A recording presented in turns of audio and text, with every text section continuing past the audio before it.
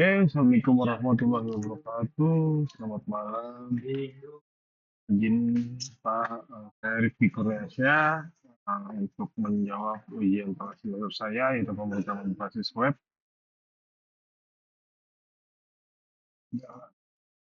Bismillahirrahmanirrahim. Nah, di sini saya mengambil kasus self-healing neural networking, yaitu adalah studi kasus dari artificial intelligence. Nama saya Rifki Kurniasyah, nomor NIM 220101010105. Yang pertama di sini saya membuat aplikasi berbasis artificial intelligence, yaitu rancangan self-healing neural networking, di mana AI tradisional ketika perform model menurun, manusia atau data science atau engineering harus melakukan analisa pada umumnya, Pak. Misalnya mengubah parameter dan melatih ulang model secara manual. Hal ini menemukan waktu dan biaya sangat signifikan. Ya, bisa kita lihat semua yang besar seperti ChatGPT, Full Connect, dan lain-lain itu masih menggunakan parameter manusia untuk data science atau engineering jikalau ada penurunan dalam AI-nya seperti itu. Jadi, self-healing neural network ini menghadirkan gagasan baru AI yang dapat merawat dirinya sendiri. Jadi, SHNN memonitoring kondisi internal mereka, jaringan mereka, mendeteksi anomali, dan melakukan eh, proses perbaikan otomatis. Nah, tujuan utama konsep ini adalah menciptakan AI yang lebih adaptif, tangguh, dan berkelanjutan sehingga dapat digunakan pada sistem kritis seperti kesehatan, keuangan, transportasi, dan keamanan cyber. Konsep dasar dari self-healing neural network ini yaitu secara umum, self-healing neural network memiliki tiga komponen utama. Yang pertama adalah monitoring error anomali, memantau akurasi loss dan pola data. Kemudian yang kedua ada self-diagnosis engine, yaitu di mana menganalisa penyebab masalah pada model. Dan yang terakhir itu adalah self-healing process, di mana melakukan perbaikan otomasi pada struktur atau parameter. SHNN ini bekerja dalam siklus terus-menerus, seperti tubuh manusia yang selalu menjaga keseimbangan hemostasisnya. Jika terjadi gangguan, sistem segera melakukan respon korektif. Istilah penting yaitu ada 4. Pertama adalah overfitting, yaitu model terlalu menghafal data latih. Yang kedua itu adalah underfitting, yaitu model kurang belajar dalam pola data. Yang ketiga adalah data drift, yaitu karakteristik data berubah seiring waktu. Yang keempat adalah meta learning, yaitu model di atas model, jadi yang mengatur proses belajar. SHNN ini memanfaatkan konsep di atas untuk memutuskan kapan dan bagaimana proses penyembuhan dilakukan. Nah, di sini ada alur kerjanya yaitu self-healing yang terjadi dalam sistem. Pertama adalah input data, training awal model, menerima data, melakukan training, dan menghitung error. Jadi loss-nya itu dari inputan, men-training AI-nya, kemudian menghitung berapa banyak error yang didapat. Kemudian yang kedua adalah monitoring perform sistem, memantau akurasi, loss, dan perubahan pola data secara berkala. Deteksi anomali jika ditemukan penurunan performa atau gejala lain, model monitoring mengirim sinyal peringatan ke engine diagnosa. Jadi, self-diagnosis engine menganalisa apakah masalah disebabkan oleh overfitting, data drift, parameter tidak stabil, atau struktur jaringan yang kurang tepat. Di mana self-diagnosis engine ini dia akan menganalisa mana yang apakah overfitting untuk membaca data atau data drifting atau parameter tidak stabil atau jaringan yang kurang tepat. Jadi mereka membaca diagnosis sendiri, kemudian dia melakukan self healing, yaitu sistem melakukan tindakan otomatis seperti retraining pada subset data tertentu, kemudian penyesuaian learning rate atau regulation. Kemudian yang ketiga adalah mengaktifkan atau mengaktifkan beberapa neuron atau dropout dinamis.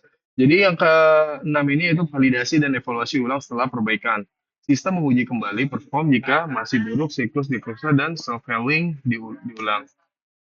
Nah, maka dari tabel perbandingan AI biasa dengan self-healing AI, yaitu di sini bisa kita lihat, pertama aspek dari perbaikan error itu neural network biasa itu harus dilakukan manual oleh manusia, sedangkan self-healing neural network itu model melakukan perbaikan otomatis yaitu self-healing. Yang kedua itu adalah monitoring. Nah, dalam monitoring ini neural network biasa itu terbatas pada evaluasi berkala. Tetapi pada self-healing neural network ini monitor real time dengan deteksi anomali internal.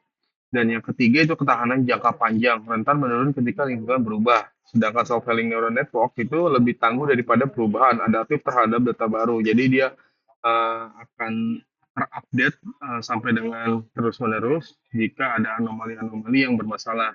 Yang keempat adalah keterlibatan engineering, itu sangat tinggi, sering perlu tuning atau parameter. Jadi untuk self-healing neural network-nya itu lebih rendah engineering, fokus pada desain level tinggi. Kemudian ada kompleks sistem. Di sini ada neural network biasa itu struktur relatif lebih sederhana. Tetapi pada SHNN itu lebih kompleks karena ada modul monitoring, diagnosis, kemudian mereka menggiling sendiri. Nah, di sini ada beberapa manfaat dan contoh penerapan, yaitu manfaat utama dari SHNN, reliabilitas tinggi, sistem tetap stabil meskipun terjadi gangguan, penghematan biaya, pengurangan kebutuhan pemeliharaan manual, respon cepat, kerusakan dapat diperbaiki dengan setelah terdeteksi.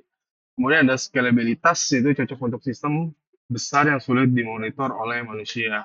Kemudian contoh penerapannya ada sistem medis cerdas atau model diagnosis penyakit yang terus menjaga akurasi saat pola penyakit berubah, keamanan cyber deteksi serangan baru dan memperbaiki model deteksi instruksi tanpa menghentikan sistem. Kemudian yang ketiga kendaraan otonom, mobil otonom yang dapat menyesuaikan model visinya ketika kondisi lingkungan berubah drastis.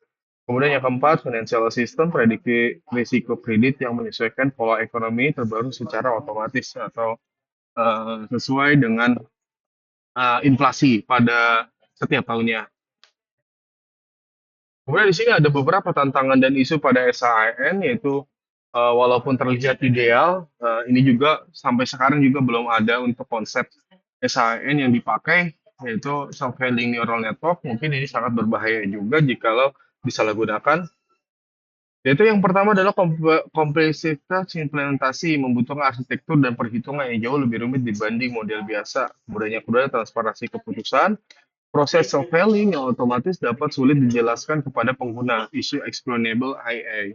Keamanan yaitu jika mekanisme menyembuhkan dimanipulasi penyerang, model bisa diarahkan ke perilaku berbahaya.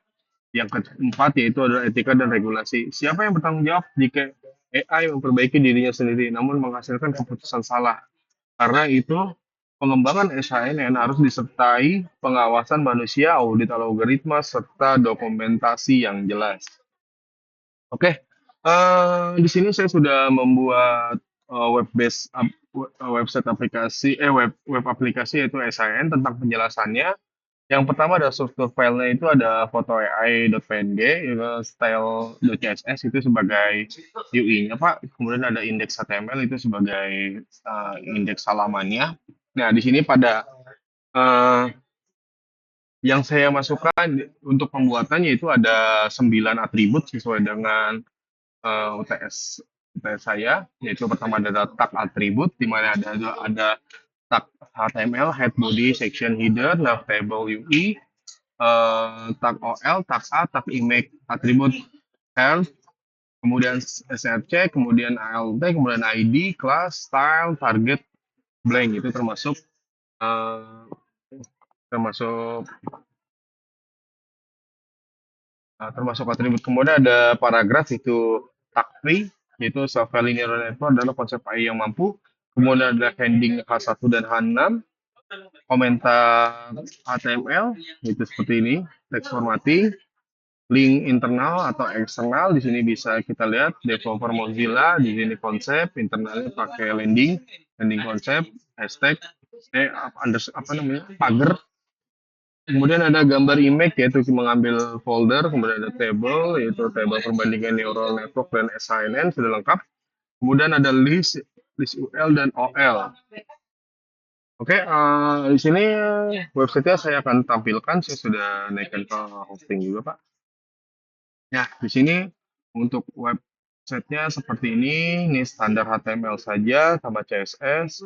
Nah, ini sini ada header, ini ada paragraf, di sini ada paragraf, ini ada foto, kemudian alur kerjanya, kemudian di sini ada table yang saya pakai. Ini untuk artikelnya seperti ini. Ini tantangannya, ini tinggal kita klik saja. Nah, misal kita belajar HTML, ini external link. Jadi kita di sini bisa ke MDN ya, HTML untuk belajar, pelajari konsep, ini untuk internal link. Gitu. Nah, kemudian Saya akan buka untuk aplikasinya. Nah, jadi untuk aplikasinya simpel saja, ini foto AI-nya yang saya ambil. Kemudian di sini ada stylenya. Sini style saya bikin uh, style dasar halaman, saya buat juga. Kemudian di sini ada indexing. Nah, di sini indexingnya juga sudah ada tag-nya, tag HTML. Kemudian di sini ada komentar. Di sini ada tag juga, header. Di sini ada atribut. Kemudian di sini ada ending, sini ada paragraf, kemudian di sini ada link internal dan ini link eksternal. Kemudian di bawahnya itu sudah ada table juga. Nah, ini table, action table, dan sini membuat table, kemudian thread, ini untuk header table, kemudian table body yaitu dalam table. Nah, kalau biasanya sih ada footer ya, footer table, cuman saya nggak pakai Pak izin. Nah, mungkin itu aja nih ada UL dan LI, yaitu ini untuk membuat LI, membuat list. Ini menggunakan UL dan LI. Ini untuk link eksternal. Nah, kurang lebih seperti itu Pak. Izin untuk UAS saya. Saya Rizky Kurniasyah, mohon maaf jika ada kesalahan dalam mengerjakan UAS ataupun UTS ataupun dalam pembicaraan yang saya berikan atau presentasi ini. Saya ucapkan terima kasih kepada Bapak dosen yang telah memberikan bimbingan pembelajaran dari sesi 1 sampai dengan UTS ini. Saya ucapkan Assalamualaikum warahmatullahi wabarakatuh.